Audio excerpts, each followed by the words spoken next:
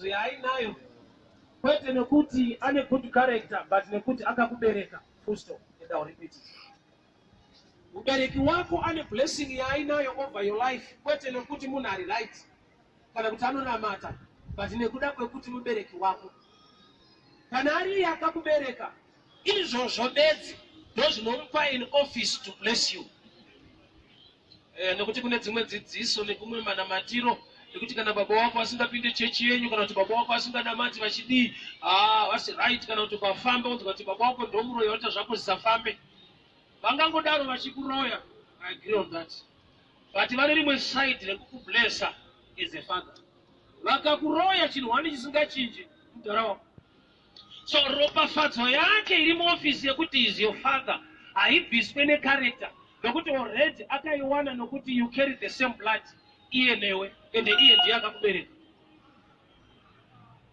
There are times yekuti tine vanhu vatinofaita because tine nyaya dzatanzwa concerning pararamiro kana kuti character kana zvimwe zvinhu, but pane chimwe chinhu chekuti they remain in the office to bless or to curse. Whether vane zvimwe zvavai handisi kusenda kuside kwekuti you can live anyhow as a leader as long you are in your office. You can but Numbers 12. Miriam na Aaron. Moses warora a Cushite woman. Havana kuitirwa zvakanaka. Ndokubva vataura bad concerning it. And vari kutaura izvozvo vakatsika on a scripture, you know, to do not intermarry with other tribes, which means according to the word they are okay. But ndiri kuita problem nekuti Mwari paakauya rishongo regore achida kupa judgment pazvinhu zvaitika, God was against Miriam and Aaron. Atadza Moses akapanishwa Miriam. Sazvinoita sekunge Mwari haagone kutonga nyaya kana yakadai so. Handida kuti haagone, ndati zvinoita sekunge Mwari haagone kutonga nyaya nokuti atadza Moses apanishwa Miriam. Miriam ari kutopanishwa, anga achitotsura munhu atadza, but Mwari pavakauya shongo yegore payakadzika patende, Mwari vakapanisha Miriam. Yet atadza akarora mukadzi worumwe rudzi Cushite Moses. Kureva kuti ukazvitarisa kana iri nyaya haitongwe sezvizvi, kureva kuti panyaya Mwari vane zvimwe zvinhu zvavanotonga. I will repeat. Dai Mwari vaitonga nyaya yaMozisi yaari kutsurwa kunzi arorerei mukadzi wokuEthiopia Cushite woman, Mozisi waifanirwa kupanishwa, kana kuti Mwari waifanirwa kusheka Miriam ruoko kuti aona uregere vanhu vachirasika, uri kuvatsura shoko haritendera Deuteronomy 7:3 inoti do not intermarry with other tribes. Saka naMozisi arora mukadzi wokuEthiopia ndo vanhu vatoda vane boldness, vasingaregere zvakaipa zvichiitika, vanotsura. But shongo yegore payakadzika, Mwari vakaita sekunge havagone kutonga nyaya, nokuti ari wrong Moses ari kupanishwa Miriam. Zvapachena kuti uzive kuti Mwari apa havana kutonga nyaya yaitika, vakatonga zvakaitwa pakaitika nyaya. If you go further nenyaya yacho, unonzwa Mwari vaakubvunza kuti ingawani pakati penyu ndinotaura nemi nezviroto, but with Moses you are different. Ndinotaura naye face to face. Ndimwana vari kudaro. Vamwe munoita kurota Mwari akada kutaura nemi, but inini Mwari ndikada kutaura naMoses, tine patinosangana totaurirana seshamwari neshamwari. In other words, Mwari vakutaura kuti rank kana kuti grace dzina Moses dziri unique zvekuti no matter is on the wrong side, make sure you approach him understanding his position in Christ. Right. So Miriam ari correct, Moses zvaita zvibvumirwe, but Mwari wacho manje ndiye asingagone kutonga nyaya. Saka dzimwe nguva dzatinokutsura hako kuti vanhu vamwe vanoswera vachituka ari wrong ende utone proof, but Mwari wacho haagone kutonga nyaya. Imwe example iyi. Saka tichikutyira kuti unogona kukuwara uri correct, nokuti vanhu vaMwari vaunoti anobaka zodai tine mafekti akazoa uri right, but Mwari wacho manje kwete iwewe haagone kutonga. Imwe example iyi. Aiwa, apa tora mukadzi wokuEthiopia Moses kwete Miriam. Miriam chaita kutsura bhudhi wake kuti bhudhi Mwari haada zviitwe. Mwari paadzika mushongo yegore ati vanhu mirai pasuo retende. Vamira pasuo retende, Moses wacho atora small house. Ndiye ari right, Miriam maperembutsi. Mwari afuna kutonga nyaya.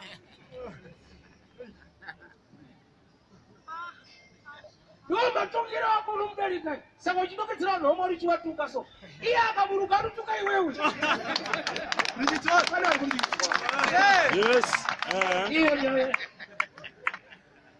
And he is the same yesterday today forever. Kuya kuti Mwari pavakaburuka neshongo yegore havana kutonga nyaya yaitwa. Vakatonga matauriro ari kuita vanhu panyaya yaitika. Beware pamatauriro ako. And this is one of the things chakakonzera vanhu kudelaya kuenda kupromised land. Nekuti Miriam paakaita leprosy, zvanzi akanzi ngaagare kunze kwemusasa for 7 days. Ndo yaiva manormal days yepurification. Kana 7 days dzakwana, ojoina vamwe. Saka zvanzi for those 7 days, Israel never moved waiting for Miriam. Which means in a spirit of delay, inowanikwa pamatauriro aunoita against other men of God. It delays you. Chimwe chakanonotsa vanhu kuenda kupromised land chakavakipa 7 days without moving matauriro a Miriam. Beware matauriro ako anononotsa iwewe. Nzwa, kana denga riri raMwari, pokungosiya muridzi waro atonge vanhu vake. Because ukaita shareholder zvinotinetsei. Ndofunda kusimudzira kuti newe udatonopindawo. Yeti matauriro unoita sekunge uri type yeikoko wakatopinda kudhara. Udatovheta vanhu vari kuuya kana vasiri kuuya.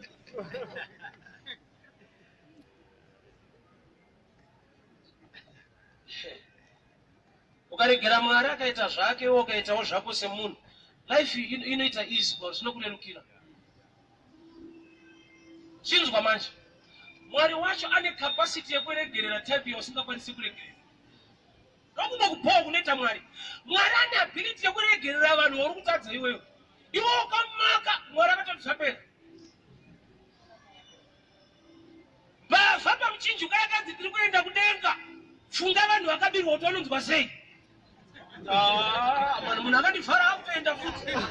No problem ina Mwari. Anogona kuda type yawakamaka.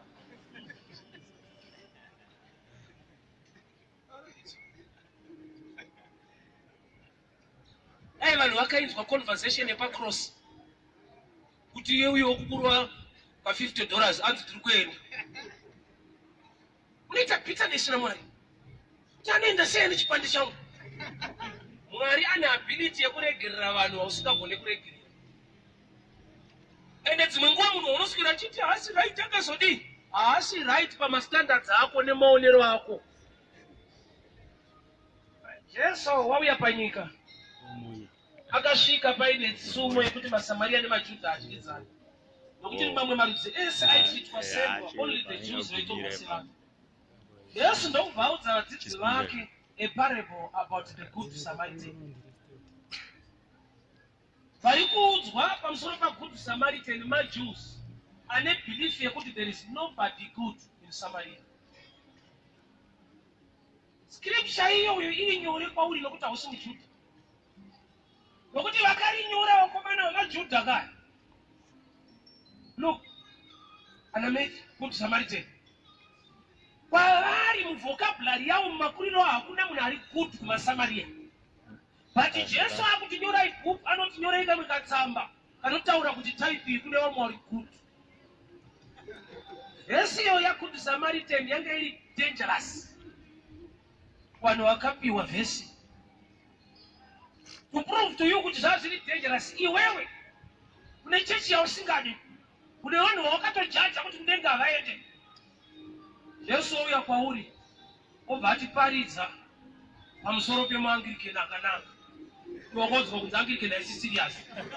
Unozoona kuti haasi Mwari. Postora akanaka.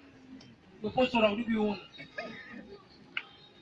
Hawesi vakazoti muRoma. Nemanwiro ayo iwaya. Unombotagara pasina Mwari kuti kuRoma hakuiti havasi serious vanondwa.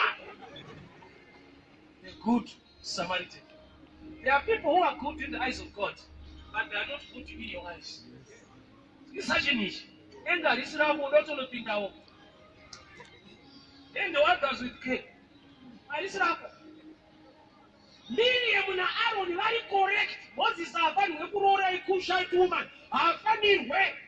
Saka Miriam atopavhura Deuteronomy 7:3.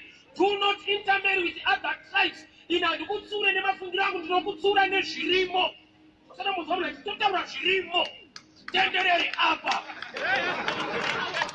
Satiranze ishi. Kana une nharo vhura kwako indavhura apo. Hatina problem yekuti unovhura Bhaibheri. Ne problem yekuti wauna kuvhurika.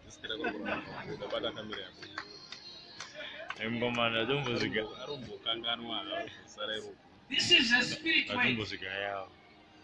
Only by the Spirit of God you can understand this. Aurinzwe nekungwara. Aurinzwe nekuti wakaenda kuchikoro. Kana uri kana mwanga. Ukati wane Bhaibheri anotovhurawo. Oh, David killed Goliath. Pari zvatopera. Patiri zvatanga. Ndozvazvirika. Andiwo kaverenga watopera. Ndo andapedza kuverenga ini. Zvatanga. Saka uchiona bhuku rekupedzisira haridzi zvapera ndozvakazarurwa ndopaunenge watanga kuvhurika wapedza. Uchingopedza zvatotanga. Yakazikatonongedzera zvati. Ndochikuwadza. Apa. Aurora mukadzi wekuEthiopia Cushite woman. Riri kuti kudai kuti verengai mega ine handinobisa mashoko mukanwa memunhu. Verengai mega. Mosi kupiwa so. Mazoronda chipiswa sho. Unogona kuwinwa padebate yekukota mascript. Ati hazvino kuti wakundwa. Ona kuti Judges 14:4. Samson wakati vabereki ndiperekedzei kunoroora mukadzi wandada kuvaFilistia. Vabereki vakati hawashaya here musikana akanaka kuvaIsraeri. Nokuti pamazuva aya murau uri kuti hatitenderwe kuita intermarry kuroora mamwe marudzi. Varaisa in brackets Judges 14:4. For his parents did not know that it was of the Lord, who was seeking an occasion to destroy the Philistines. It's unfortunate to have parents who can know the scripture, but who cannot understand the move of God. Vabereki vaSamson vari correct pakurivhura kuti apa abvumirwe. Vari wrong pakuti they were not aware that it was of the Lord. Kune vanhu vasingazive pfungwa yaMwari nhasi, vanoziva pfungwa yaMwari kare. The kingdom of God is in motion, it's a movement.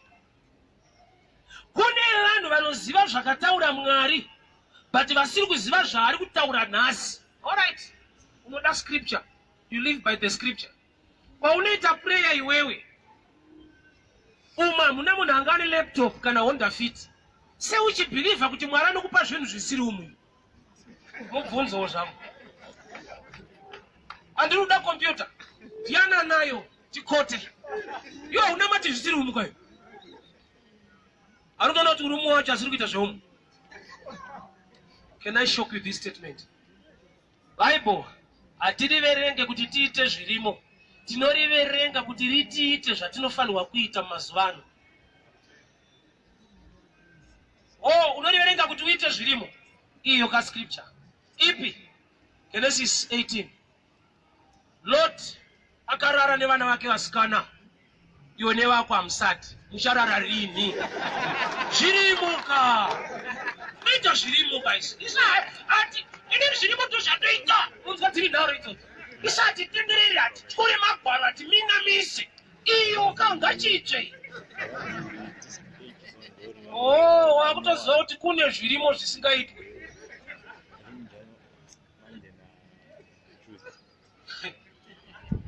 Saka hazvisimo mukuti uite zvimwe zvacho. Saka anafunga kugadzira miyedzo. Unokota Psalms 91:11. Inoti kudii? Haatendere kuti tsoka yako irovere padombo. Saka ndobva ati kuna Jesu, it is written, throw yourself down, for he will send angels to guide you.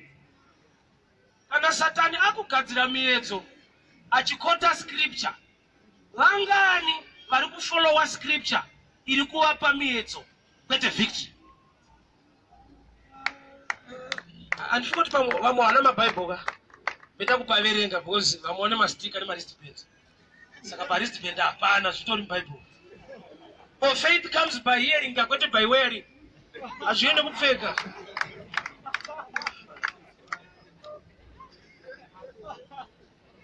Matthew 4 verse 5.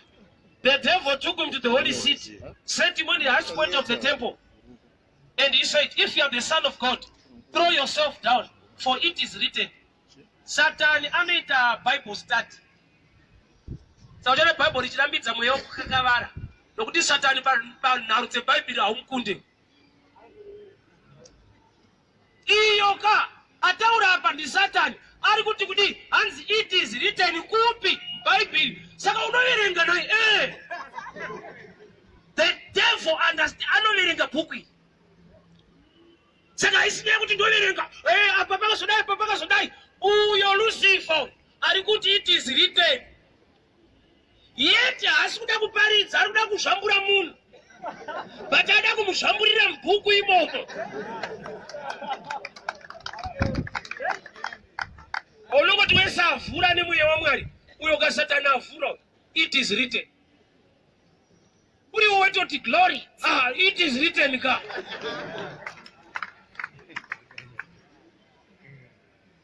Throw yourself. Chikande. Nokuti anoti haakurekedze tsoka yako. Hatimiridi unzwa Satani ari kukota Psalms 91:11. For it is written, he will command his angels concerning you. They will lift you up in their hands, so that you not strike your foot against the stone. Jesus answered him. Urikuona here kuti nyangwe Satani ataura zvirimo. Jesu ari kupindura futi. Jesu andi kuti powerful. Zvirimo ka.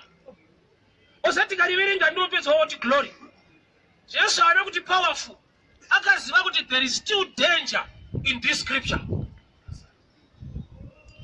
Satan vhesi yaanogadzira ega. The Psalms 91:11 is quoting mapisarema. Yatofunga ake kupisa munhu nesho. Tamuremadze kana adona. Saka akabva mapisarema akamupisa anodona apa obva aremara. Fanato ndizwa. Ndo mapisarema acho unopiswa naro karemara. Saka ari kukota mapisarema. Achimambara zvesho.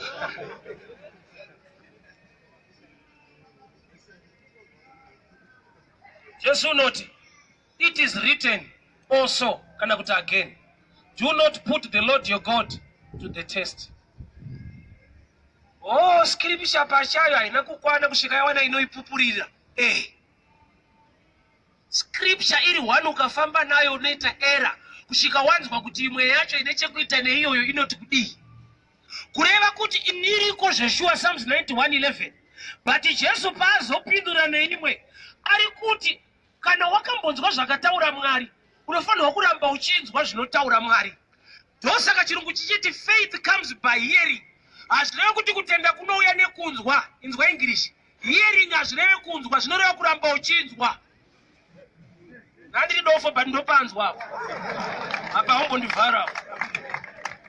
Faith comes by hearing. Hearing is a continuous tense. Ukubvuma ndikuchirova. It's a continuous tense, hearing.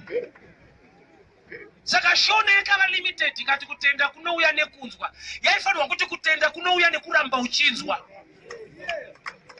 So chakapa devil kuti agadzire temptation inyaya yekuti akanzwa. Sei asiri kuramba achinzwa haana relationship. Jesu wakanzwa anoramba achinzwa nokuti mwana waMwari. Satani akanzwa nokuti aimbova ikoko asisiri ikoko. Aziva kuti nhasi pari kutaurwei. But akambonzwa kuti kwakataurwei. Revelation iri progressive. Saka uchiona mese muna nyaya dzeupenyu hwemazuva ano, asi hwemazuva ano hunochinjwa nenyaya dzekudhara.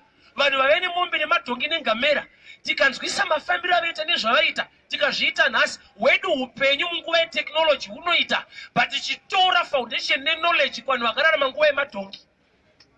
Which means revelation iri progressive. Aripo rakanamatira kuti Mwari ndodambudzisa Jacob hapana. Vanoda mastands.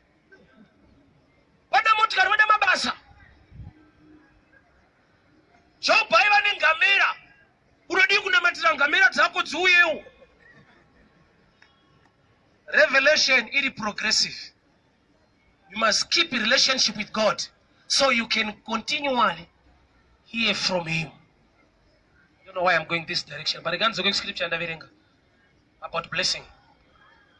So, Noah, watu kamkomana anonzi Kenan. Ndokubva aropafadza Shem and Japheth. Chaitika ndechekuti baba vanga vanwa ndokubva vadhakwa vakabvisa hembe dzese. Vakoma ndokubva vaudzwa nemuning'ina kuti mudhara mutendi ndamuona abvisa hembe dzese akashama adhakwa. Vakoma havana kutuka baba kana kushora kuti inda achingodhakwa so abvisa hembe anoti makisa. Chakavapa kuti vafunge kupfekedza baba vavo. Vari kuunderstanda kuti kudhakwa kumuchinji anoramba ari baba nyangwe adhakwa. Baba vako havana kufunda, but guess what? He remains your father. Baba vako havana matesewe, but guess what? He remains your father. Baba vako vanonzi vakazodai vakadai vakaita barika vakaita simorasi vakazodai, but chinhu chisingachinje ndiye mudhara wako. Kana akanzi akasiya mai vako, but nyaya ndeyekuti ndo baba vako. Also, there are times yekuti une bitterness yakukutarisa kuflow on blessing your father. Nokuti baba vako vane a criminal record, vane misikanzwa yavakaita, and iwo wakatora nyaya yamai na baba vako ukaita yako. I don't know whom I'm talking to. Unazati kune vana vanokura vakarenga baba nekuda kwekuti amai vane zvavakataura. Yet blessing ya unofanirwa kuwana muna baba. Kana ukamaka baba ukawirirana na amai ya baba huna. Nokuti ya baba iri pakuti ndiwo baba vacho. Kana ukawirirana na amai havaite baba. Blessing yako inofanirwa kubva kuna baba vako yakatovharwa. Nokuti unenyedza wakaudzwa namai vako kuti mudharonya hana musoro akambokurambai. Guess what? Even kana mai vako vakaita zvekurepwa. Haidi character. Inongoda kuti is a father. Chaanotaura chinoita power nekuda kweposition, not character. Position yake, not character. Zvine power. Right, I'll give you a simple example. Kanzi pa central pane mpurisane usimbe, hadi kushanda akazodi. Hadi kushanda neusimbe. But akasanga nouchibano kusungwa umota ayo uri simbe. Uri kusungwa na officer kwete ne character ya officer. Title yake ndio inomupa authority kwete behavior ne character.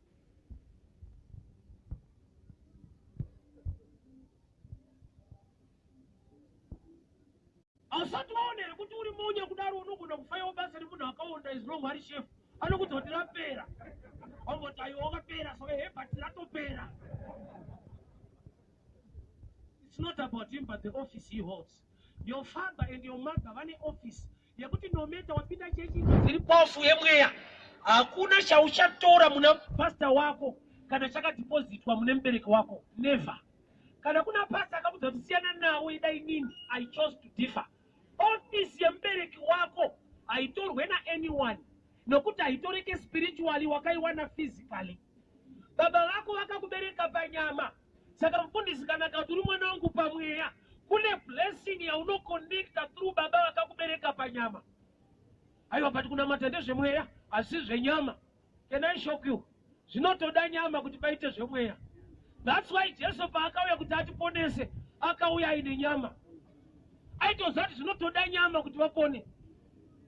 In the beginning was the word was with God, and the word became flesh. Hazvina kutanga akubackslide paakava nyama. Akava nyama nakuita zvenyama. Akava nyama kuti aite zvemweya. Pamuchinjiko hapaende mweya panoenda nyama. Nyama ichinoitei? Ichinodzikira vanhu pamweya. Saka uchiona zvito ndinoparidza kumakuwa. Yeti nyama neropa zvipinde ushe hwekudenga. But ndinotoda nenyama neropa kuti ndimuparidzire. Nyama neropa zvipinde ushe hwaMwari. Sei ndisikanoparidza kumakuwa? Ndinotoda nyama neropa kuti iparidzirike itendeuke.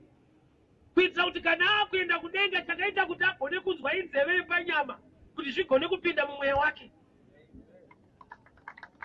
I'll go back to this. So vakoma vakudzwa kunzi baba vakashama. Ndokubva vaunderstand one thing. He remains our father. Do you know people, no matter a leader or a father, you can make an error or a mistake. Ameno kana kuna wana ari perfect, but ndinoziva kuti kuna Mwari ari perfect. Even leaders, they make mistakes. but we salute them. They remain our leaders. Ana baba wanaita maera, but anoramba ari baba. So wakoma wane this belief and understanding. Let me help you. Kana ukaona stereki wafunda ndokubva waita basa ripamsoro ukavane mari ukaenda kumusha auti washika nemotikari yakushedza baba wako kuti mdaro yakuno mari mbonotenga 2 crates akutinwe unotenda iwewe rengi yake sababa inaita kuti nyango waexcela kumudarika you still bow.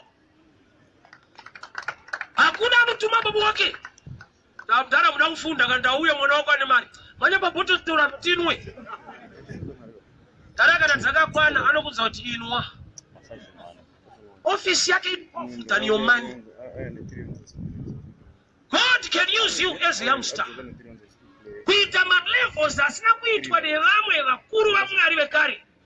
Zvokuti unopedzera wakuti unatuka idzai anababa ndinga variziye ana prophet ndinga vaziye. Truly Mwari une zvimwe zvinhu zvaanoreleasa kuvanhu not because you are too holy. But in God dispensation of time says Shipi. But not in the last days. I'll pour out my spirit. Sons and daughters will prophesy. Sons and daughters are holy. But it's one thing that I'll release in the last days. That's why Jesus akati kwadzidzi vake munerombo rakanaka nokuti vaprofita vekare vaida kuona zvamuri kuona nekunzwa zvamuri kunzwa but havana kureva kuti you are just favored not because you are holy. Mararama dispensation in that grace. You think it has impact hysteric? No, I'm not. Andina. In technology, I don't fungo to kudaro because YouTube it impact. But do you know that there are people like in Garage Worship who get impact in the kingdom, kusinama CD, kanama recordings or WhatsApp or anything else. But they did the work so excellent. They get a reach out. You know, parents are 2 days ago, YouTube, multi great men of God, I'm not yet great. In your technology, I'm greater. Impact your kingdom, I tell it on the basis, yet dispensation of time. You know, there is what effort you work sometime. Yaku. Not here, me. How could look at the room? I come and I wish I know it.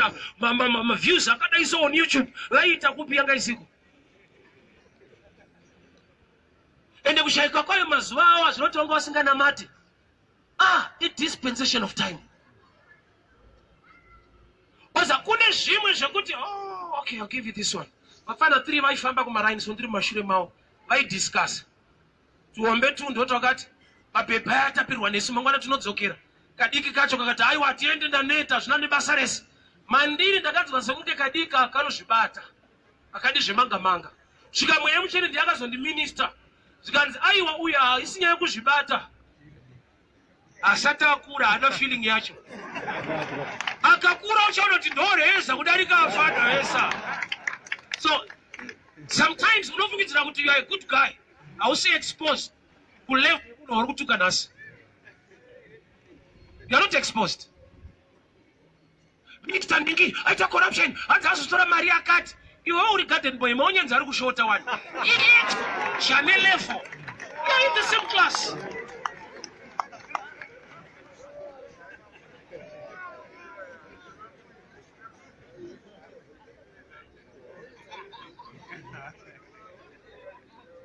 Kune zvinhu zvaunoramba kana uchitungamirira vanhu 100 kuti azviitwe zvaunozogona kuita kana wakutungamirira 10,000 exposure.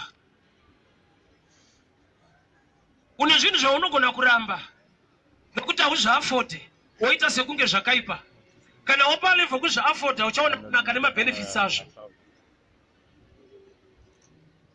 Tinozvitenda kuti shoko Solomon wakataura kuti zvese hazvina maturo bachinhu wanitenda kuti utende anga anazvo.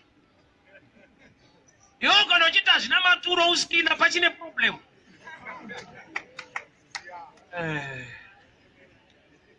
Mara idani basarese. Ukaita uchaona basarayo.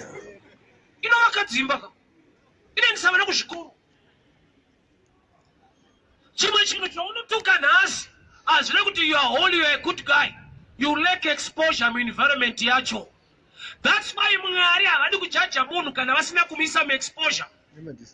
Adamu mugarden Mwari vakasika muti usingadyiwe. Somebody akandibvunza kuti kana Mwari vaida munhu vakasikire muti wacho usingadyiwe. Usingadyiwe ndo sign yekuti Mwari vanoda munhu. It's actually the opposite, and I'll explain. Akana mwari vaida Adamu vakasikire muti wacho kuti akadya chifambe mushi dai vasina kubvira vausika. Mwari mutemo wavo kuna Adamu pawakati idya yese usiye uyu chaita kuti Adamu adye miti yese usiye muti uyu kuda kuti chaitomupa yese ndiwo uyu. Saka uchiona kuti paakaudya akashaya yese, saka yese iri mumuti usingadyiwe.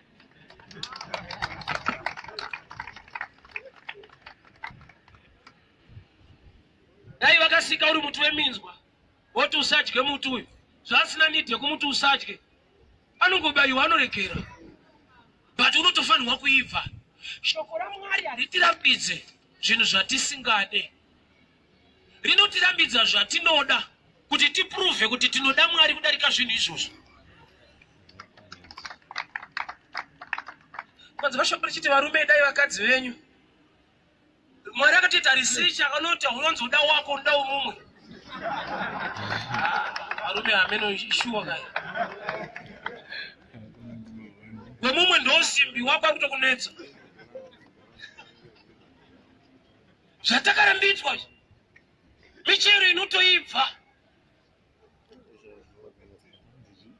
Fruto racho rakatosvika pakuibva vakariona kuti iri takarambidzwa patiraibva. Usatine zvatakarambidzwa zvokuti ukatarisa ugonozoti hey! Namata pati team with 3 points. Okay, I'll move backward. So mukomana aparidzira wakoma wake makoma ndokubva vanotora mucheka. Vatora mucheka wokundofukidza baba wake. Audzwa kuti baba vakashama ndokubva vatora mucheka vakaenda kundofukidza baba. But maendero avakaita ndopane mari dzeanhasi. Havana kutora mucheka vakaenda kuna baba vakanofukidza. Bhaibheri rati pavakatora mucheka vakaenda vakatarisa uku vakaisa mucheka pamafudzi. Vakaenda nekumashure kusvika vasika mutenzi vakafukidza baba nokuti havasi kuda kuona kushama kwababa. Baba ndorapera pavari kuba vakataka kuropafadza vakatuka munhu akaona akashama kureva kuti kuona baba inyaya kuvatesedza hongu ndo zvakaunzira blessing. But the greatest blessing iri pamafambiro avakaita nokuti havana kuona kushama kwababa. But vakaenda vakapfekedza baba. Sei vakasarudza kufamba vakatarisa ivo vachienda uko. Inhau yekuti famiri yavanhu vakagara vachinja kuti vaende kunochinja mamiriro ababa. The word ravaparidzirwa ndoraseta mafambiro kureva kuti blessing painotangira handi pakuendesa zvinhu. Blessing painotangira ndepekuti shoko rakakuchinjawo kusvika papi kuti uve nemaendero anoadzadza ropafadza. We've been taught about giving, which is a good thing, that's the principle of God. But do you know that somebody gave and God was not happy? Number one, Cain. Akauya nechipo chake pamberi paMwari. Mwari vakasati gamuchira vakasafara. Haana kunyima. Akauya kuzopa Mwari vakasafara. So, akanzi mhuka dzese dziuraya. Iye ndokubva aenda pane dzimwe dzakati kurei ndokubva achengeta. Samueri auya akati Mwari vati kudii? Zvikanzi ndasiya dzakakora kuti tipe kuna Mwari as a sacrifice. Samueri ndokubva ati Mwari vatokurambira nyaya iyo yekusanzwa. Munhu ari kunzi hanzwe munhu ane pfungwa yegiving. Inzwa, giving haichinje Mwari, inochinja life yako. Saka Mwari chavanotoziva kuti ichi uri kuchiitira yo benefit handicho chine nyaya kwavari. Vanoda chaunoitira for his benefit, for his glory. Inzwa, relationship yemunhu naMwari, munhu anoda mablessings, Mwari anoda worship. Une chekuti chikataurwa unoita, especially giving. But ukanzi ukasaura unoramba uchiita nokuti ikoko ndokuna Mwari, uku ndokune mari yako nekubudirira kwako. Munhu anomuvwa nechinhu chinomubenefita. Mwari anomuvwa nerelationship yake nemunhu than a blessing ichawanikwa nemunhu. Somebody is not hearing me. Chinoita kuti taparidza zvese munhu aise mari muhuma yozopa offering dzimwe nguva kuziva zvazvinoreva nezvazvinoita mukingdom yaMwari. Blessed is the head that gives, But nyaya ombei wewe na mwari wako, kwete wewe ne pfuma yako. Iwe na mwari wako, uchika mwari kwa unoita ni kuterera kutaura kwake. Saka mwari relationship yako na iye. Anotarisa zvamunoitirana, kwete zvaunozviitira. Zvaunotenda kuti ndikaita zvangu zvichafamba. Ada kumboona kuti wo maari wakamira sei. Need to go deeper. How to use those ways? Iwewe chese chinokubenefita uregedze kuita. Blessed that gives saka uchipa. But chinobenefita mwari, the fear of the Lord, relationship yako na mwari auite. So wakoma pavakapiwa mucheka, pavakatora mucheka, zanzi vakaenda vakatarisao, iwo vachiendao. Nokuti Bible rangu rinoti, we don't walk by sight, we walk by faith. And faith comes by hearing. Saka vhangeri ravaudzwa kunzi mudhara akashama, ndora vatanga vashanda naro than nakedness ya baba. Shoko rinokushanda ndo rinokushandira. The word that works you will work for you. Shoko rikakushanda rinokushandira. Pese pa unoda kushanda ne shoko ra Mwari, make sure rakakushanda in certain areas ukashanduka. So vakoma vanzi baba vari naked, chavatanga kufunga ndechekuti hatidi kunoona kushama kwa baba, asi toda kuti baba vedu vapfeke. So havana kutanga vachinja baba, vakatanga vazvichinja iwo mafambiro. Mafambiro ari normal, unotarisa kwa uri kuenda. Mafambiro ari abnormal, unotarisa kwa usiri kuenda. Uchienda ukasanga nevanhu uchidai uchipinda mtown unotsurwa. Unoenda kupinda nditopinda toners. Ayo hatidaro baba. This is not normal. Saka koma pavakaparidzirwa havana kufamba in normal way. What am I saying? The way Mwari rikaparidzwa rikatora ushe mauri, you change how you move. It becomes automatic kuti aufambe semazuva, auhure semazuva ese. Mawise men pavakauya nezvipo kuna Jesu, vakauya nekumba kwaHerodhi, vakazobva ikoko vakasvika kuna Jesu vakamupa. Vari ikoko ngirozi ikaitaura navo, havana kudzoka back the same way. Why? Herodhi angati kuti kana mamuona muye muchinditaurira, I need to worship him. But pavakamuona ngirozi yakavaudza, they went back the different way. Chinopa munhu kufamba a different way is when the word of God is dominating in his life. Havana kufamba zviri normal. Ukangoona une mufambiro usiri wemazuva ese, it's because of the word, and the word is Jesus. Iwewe une mufambiro wako uri natural. Tiri maoke amwe amai vanga vatenga ndokubva vasiya change $5. Saka meno vaimhanya vakutobuda, ndandakabata lecto mukomana ari pati ndokubva atotora 5 akadzorera futi akatanga kundichaira. He is confused, afungitira kuti ndatomutambidza. Yeti change yamadha ari kubuda. Ndopa ndakati no shamwari ndiye madha ari kubuda. Tikavashedza vakauya. Vakati maita henyu mukwasha. Ndikati maita mistake. Akonzera kuti mudzorere waka 5 akandi Jesu type yangu tuma 5 anditambise. Iwewe kushedzera munhu asiya Gteo yake X5 mukombi kuti masiya phone iwewe manje. Ukataona watodaro ndiye. Vakuru shoko rikapinda mauri aurarame zviri normal. Sauchono chikubvunza kuti gospel rako kupengesa hakusi kupenga, nokuti chinonzi normal ndokupenga kwacho.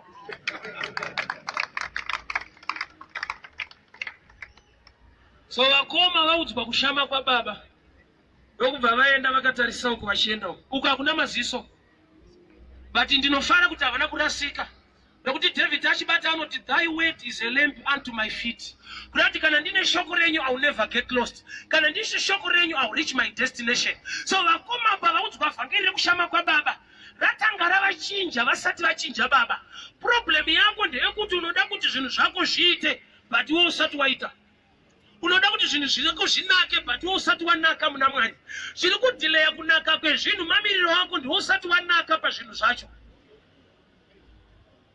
Hakuna chinobhohwa chekuti munhu asati amashuwa but ari kuchemera zvinhu zvinodiwa nevanhu vakamashuwa. Ukada chinhu chinodiwa nevanhu vakamashuwa uchiri mudiki ukachipihwa chinokukuvadza. Do you know kuti success is good kuvanhu vari mature? Yes. Success is dangerous to those who are not mature. Yes. Money is good to those who are wise. Money is a trade for somebody's downfall if you are not wise. Kumakuwa hakuna kukwakaza, hakuna kuzara vanhu vakafa nenzara.